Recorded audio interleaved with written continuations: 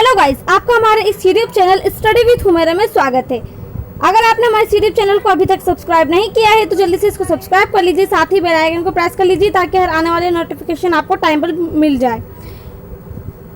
आज की इस वीडियो में मैं आपके लिए लेकर आई हूँ क्लास 6 to 8 की वर्कशीट नंबर 71। वर्कशीट को हिंदी में कार्यपत्रक बोलते हैं, ठीक है। ये कार्यपत्रक आपकी 71 है, ठीक है। ये वर्कशीट आपकी 25 सितंबर की वर्कशीट है और ये वर्कशीट आपकी जो है शिक्षा निदेशालय राष्ट्रीय राजधानी क्षेत्र दिल्ली यानी DOE डायरेक्टर ऑफ एजुकेशन के द्वारा ही प्रकाशित की जाती है, ठीक है। तो सबसे पहले यहाँ पर आपका नाम आएगा, यहाँ पर आपके क्लास टीचर का नाम आएगा, ठीक है। तो आप अपना नाम और आप अपने क्लास टीचर का नाम लिख लेना।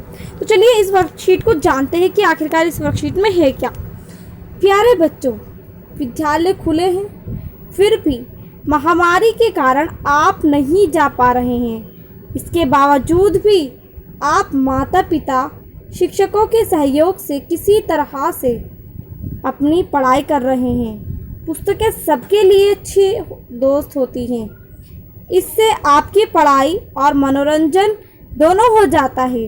अब लोगों ने इस बीमारी से लड़ाई सीख ली और कामकाज सामान्य होने की तरफ बढ़ रहा है। आपने अब तक पढ़ाई करने के कुछ अलग तरीके और नियम बना लिए होंगे। आइए उसी पर बात करते हैं। सबसे पहले आप 5 मिनट आंखें बंद करें, ठीक है। ठीक है बच्चों, आप सबसे पहले अपने 5 मिनट आंखें बंद कर लीजिए और जो है अपनी ज़रूरत और सुविधा के अनुसार पढ़ाई के लिए एक टाइम टेबल बनाइए, ठीक है। उसको आपको सोचना है अच्छे से, फिर उसे जो है एक नोटबुक में या फिर एक पेपर पर लिख लेना है। अपने पढ़ने वाली जगह के सामने दीवार पर लगाइए।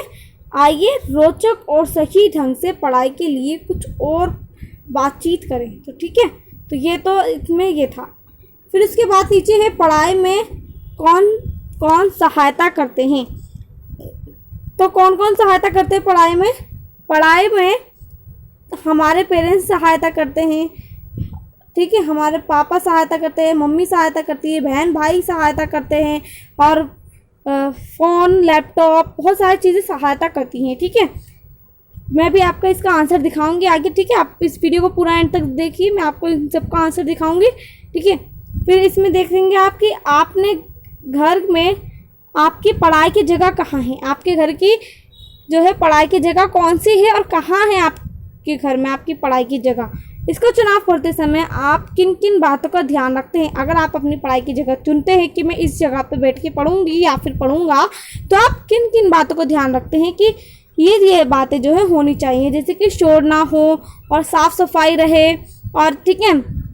तो ये आपको यहाँ पर ऐसे लिखना है, मैं भी इसका आंसर बता दूंगी आपको, आप पहले क्वेश्चन को समझिएगा, ठीक है। फिर यहाँ पर नीचे दिया गया है, देखिए कि आप जो है विद्यालय नहीं जा रहे हैं तो किस किस तरीके से आपकी पढ़ाई हो रही है, इसे अपने शब्दों में लिखना है। तो देखिए आपकी पढ़ाई जो है नोटबुक से हो रही है, नोट्स से हो रही है, जो स्कूल से नोट्स बनते हैं, या फिर आपको ऑनलाइन हो रही है, ठीक है। मोबाइल फ़ोन से हो रही है, वीडियो से हो रही है और टैबलेट से, लैपटॉप से, फ़ोन से और ऑडियो से हो रही है, ठीक है। तो मैं भी इसके आंसर आपको बता दूँगी, ठीक है। तो ये सारी चीज़ें आप मेरी वीडियो को भी यूट्यूब पर देख रहे होंगे, ठीक है। आपके साथ और कौन कौन पढ़ता है, आपके साथ जो भी पढ़ता है आप उसको यहाँ पर लिख देना, ठीक है। आपको नाम नहीं लिखना है, आपको लिखना है जैसे कि मेरी बहन पढ़ती है या मेरे भाई पढ़ते हैं या मेरे मित्र पढ़ते हैं, मेरे दोस्त पढ़ते हैं, ठीक है। जो भी पढ़ते हैं यहाँ पर आपको लिख देना है। मैं अभी आपको इसका आंसर दिखाऊंगी, ठीक है, सबका आंसर दिखाऊंगी मैं, आप बेफिक्र रहिए, आप वीडियो को पूरा एंड तक देखिए।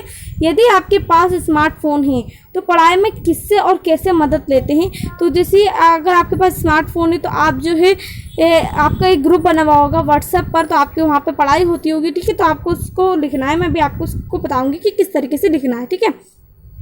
फिर लास्ट में दिया गया है कि यदि आपके पास स्मार्टफोन नहीं है, एक साधारण फ़ोन है, तो आप पढ़ाई में शिक्षक और अपने साथियों से किस प्रकार से सहायता लेंगे। तो देखिए आप जो है फ़ोन कर देते हो अपने टीचर को, तो आपके टीचर जो है वो कहते हैं कि स्कूल से आके वर्कशीट ले जाइए या वर्कशीट की प्रिंट आउट ले जाइए, फिर उसको आपको जमा कर आना पड़ता है, ठीक है। तो आपको ये सारी चीज़ें इसमें लिखनी है, ठीक है। और पढ़ाई के बीच में आप अपना मनोरंजन कैसे करते हैं, तो जैसे गाने सुनकर, जैसे आपने पढ़ा, फिर उसके बाद आप 1 घंटा पढ़ा, 2 घंटा पढ़ा, उसके बाद आप मनोरंजन कैसे करते हैं, तो वीडियो गेम खेलकर और जो है गाने सुनकर या फिर मेडिटेशन करके, ठीक है। तो मैं इसका आंसर दिखाती हूँ। तो चलिए देखते हैं। सबसे पहला हम इसका आंसर देखते हैं कि पढ़ाई में कौन कौन सहायता करते हैं, ठीक है। तो चलिए, तो देखिए पढ़ाई में जो है या आप इसमें आंसर लिखेंगे कि मेरे शिक्षक, मेरे माता पिता, मेरा भाई, मेरी बहन और मेरे मित्र जो है मेरी सहायता करते हैं, ठीक है।